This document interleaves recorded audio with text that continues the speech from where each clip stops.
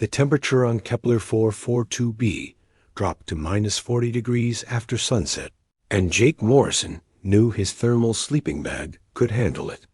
What he hadn't planned for was sharing it with an alien. The crash had been spectacular. His survey ship, the Meridian, had taken a micrometeorite through the navigation array during atmospheric entry. Jake managed to glide her down into a canyon system, but the landing crumpled the hull like tinfoil.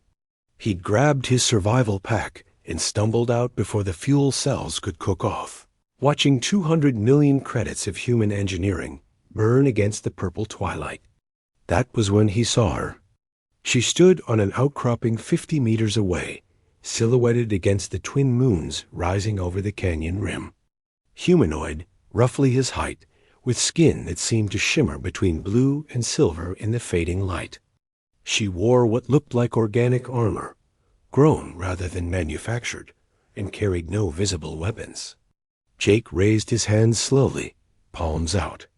"Hey there. I'm peaceful. Just had a really bad day." The alien cocked her head, studying him with eyes that reflected light like a cat's. Then she pointed at the burning wreckage and made a sound somewhere between a chirp and a laugh. "Yeah, funny. Real funny." Jake couldn't help but grin. Humor might be universal after all. She approached with cautious steps, and Jake noticed she was shivering.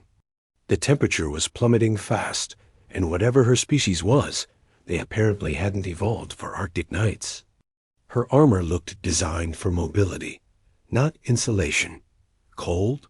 Jake mimed wrapping his arms around himself and shaking. The alien he decided to call her Luna, because of the moonlight in her eyes, mimicked the gesture and nodded. She pointed at her chest and said something that sounded like Ryla. "Rila. Got it. I'm Jake." "Ja-ake," she repeated, turning the syllable into something musical. The canyon floor was already forming ice crystals. Jake's breath came out in white clouds, and Rila's shimmering intensified as her body temperature dropped. He had maybe an hour before hypothermia became a real problem for both of them. He pulled out his thermal sleeping bag, rated for -60. It was a one-person unit, designed tight to conserve heat. Rila watched with fascination as he unrolled it, her eyes widening at the silver-lined interior. Jake made his decision.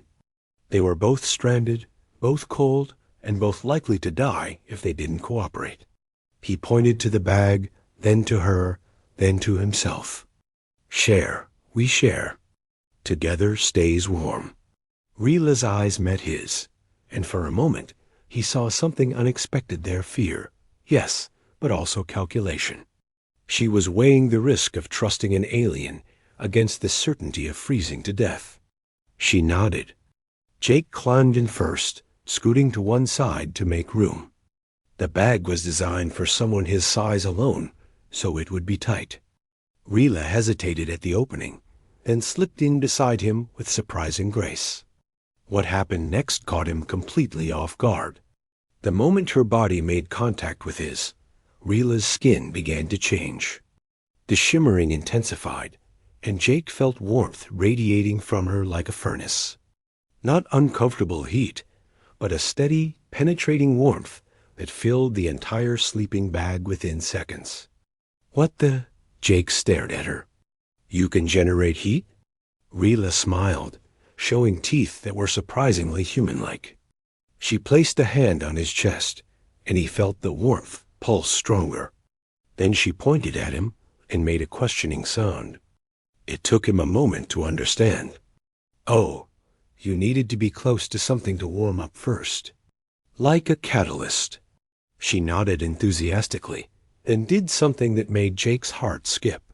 She reached up and gently touched his face, tracing the line of his jaw with fingers that now felt pleasantly warm. Her expression was curious, fascinated. Jake remained perfectly still. This was first contact, real first contact, and every xenobiologist in human space would kill to be in his position. Also, her hand felt nice, and he was trying very hard not to think about how closely they were pressed together. Rila made a sound, almost like a purr, and settled against him.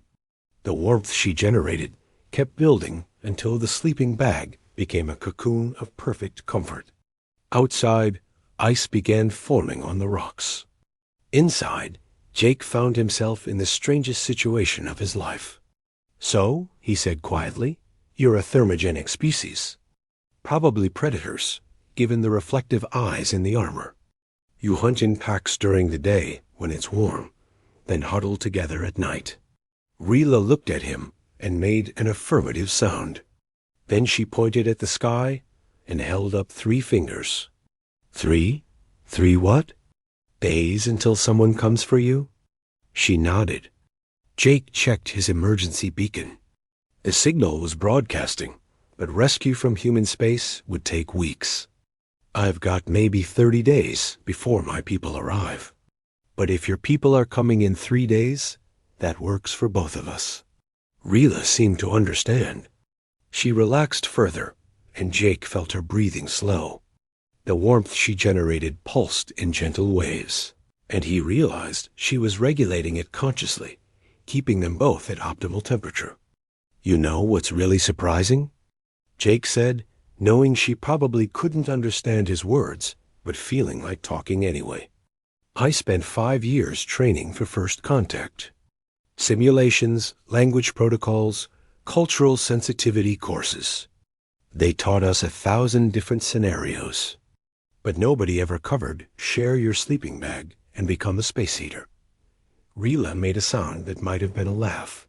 Her hand found his, and she interlaced their fingers, comparing the differences. 4 digits to his 5. Longer fingers, double-jointed. She traced the lines on his palm with what seemed like wonder. Jake returned the gesture, examining her hand with equal fascination. Her skin felt like warm silk, and those shimmering patterns seemed to respond to touch, creating ripples of color. "Your people are going to have questions about this," he continued. "So are mine. Probably going to be some very awkward debriefings." Rila pressed closer, and Jake understood. Survival trumped protocol every time. They were 2 living beings keeping each other alive on a hostile world.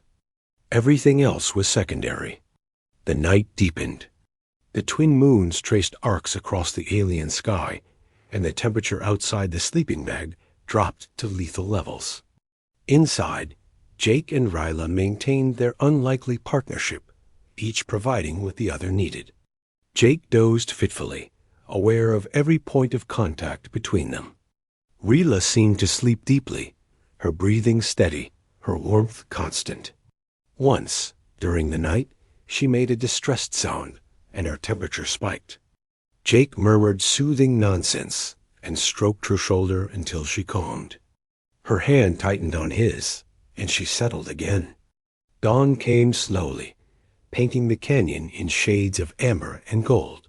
Jake woke to find Rila watching him, her reflective eyes catching the early light. She smiled and pointed at the sky. A ship descended through the atmosphere, sleek and organic-looking, clearly her people's design. It landed in the canyon with barely a whisper of displaced air. Rila sat up, reluctant to leave the sleeping bag's warmth.